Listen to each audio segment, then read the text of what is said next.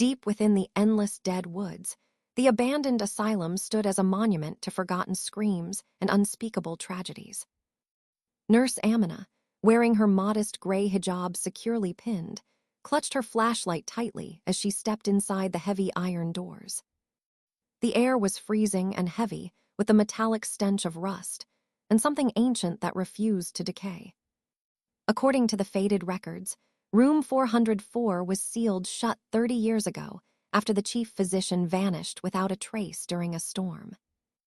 Amina walked slowly down the narrow hallway, her footsteps echoing sharply against the cracked tiled floor in the dead silence.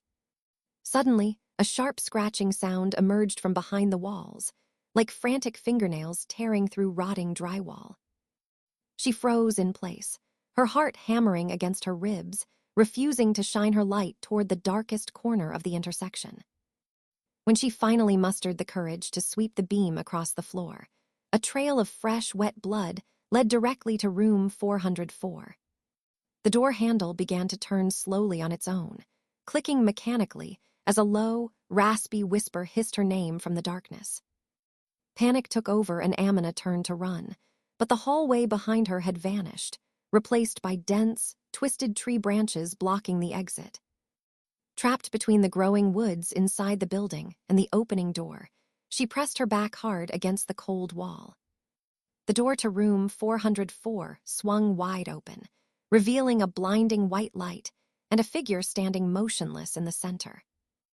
It was the long-lost physician, his eyes completely hollow and his skin pale like tree bark, holding out a rusted medical chart toward her. As she stepped back in horror, she glanced down at the paper and recognized her own name written neatly on the front page. The date on the chart read 30 years ago, long before she was even born, detailing every single movement she had made tonight.